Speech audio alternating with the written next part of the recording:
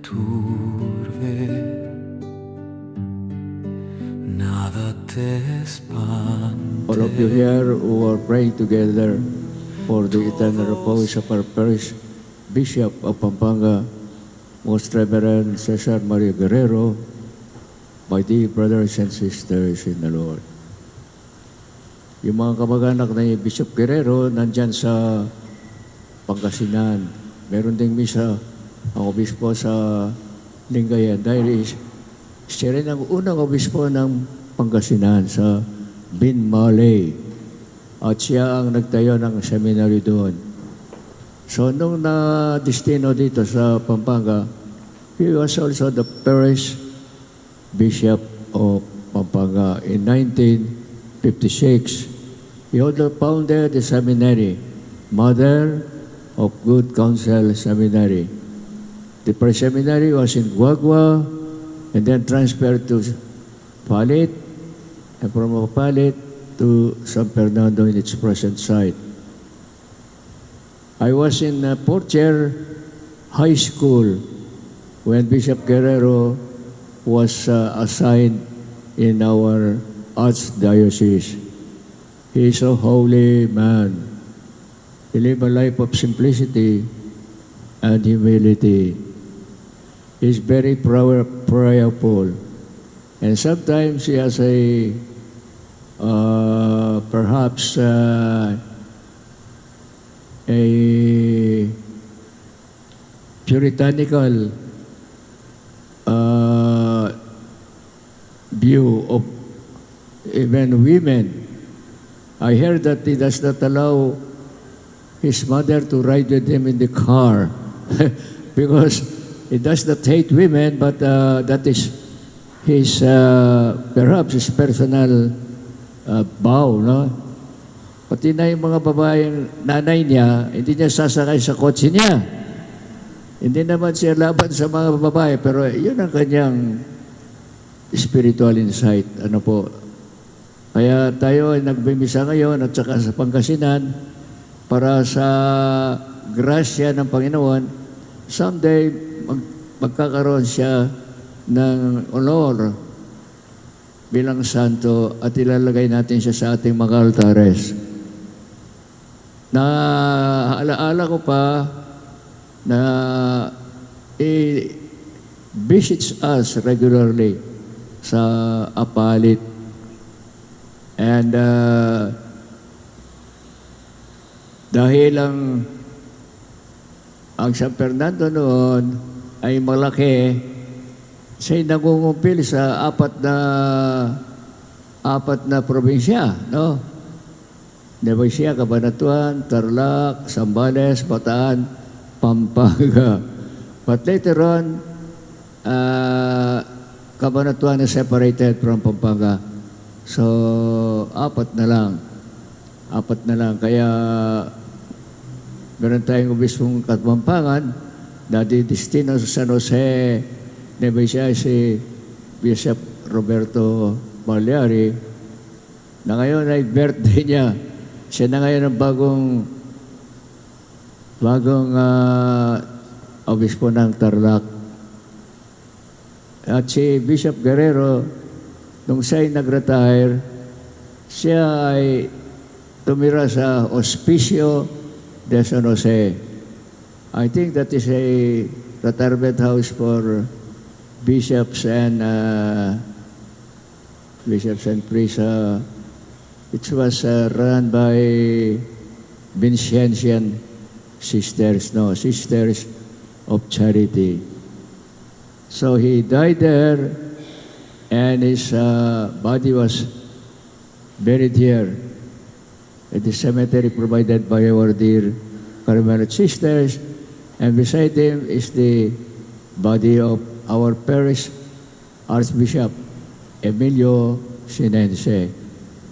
Our Bishop Oscar Cruz was buried in Lingayen because that was his last diocese.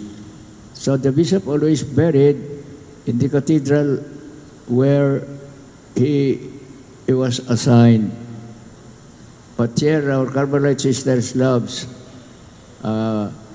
Bishop Guerrero, and so he remains here. We'll pray to him for the so many spiritual needs in our country and in our archdiocese. For example, there is war ongoing now in 3 places, no? There is war in Israelite against the Philistines, Israelites against the Hezbollah, the Israelites against the Hamas, the Israelites against Iran, who is financing all this violence in the Middle East. There is also war between Russia and Ukraine. So our world is still a very violent place. And let us ask Bishop Guerrero that he will intercede with the Lord to stop this bloodshed and killing of our brothers and sisters. We also ask for the grace in our diocese for more vocations and for greater respect of the dignity of marriage, so that those who enter marriage in Pampanga should be well formed and catechized for the dignity and the obligations, responsibilities of married people. We need also to catechize our youth so that they will remain mature and well-developed Christians. And when our youth, as Rizal says, they are the hope of tomorrow. Ang mga kabataan ay pag-asa ng bukas. Na sana ang Pampanga hindi lang popular sa mga iba't ibang bagay na material. Halimbawa, hindi pamoso ang Pampanga sa pinakamalaging parol. Meron tayong cultural group na wala sa ibang diocese, RT Santa Rita. And we make a lot of sweets and food, no? Pastillas, Sansribal, Turodes, Putuseco, yung marami po ang mga inuluto ng mga Kapampangan. But above all, we pray to the Bishop that our faith will grow stronger and stronger, and we'll be able to continue give a good example to uplift and elevate one another, especially during this time of Lent and eventually Easter. Amen. The prayer. In Lingayen, Archbishop Socrates Villegas, Yaring Pampanga, Archbishop Lavarias, para naman ay magkakaroon tayo ng sandong. Ito po ay ating mga sana sa inyong mga panalangin, no? You include this in our prayers. Bless you. The Lord be with you. And with your spirit. May the blessings of Almighty God always abide in you, the Father, the Son, and the Holy Spirit. Amen. Our Eucharist has been offered. Continue believing in our resurrection and in eternal life.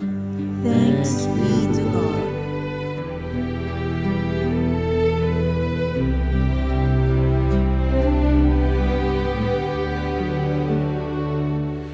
Nada te turbe, nada te espante,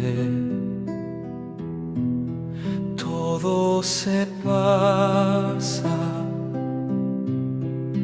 Dios no se muda.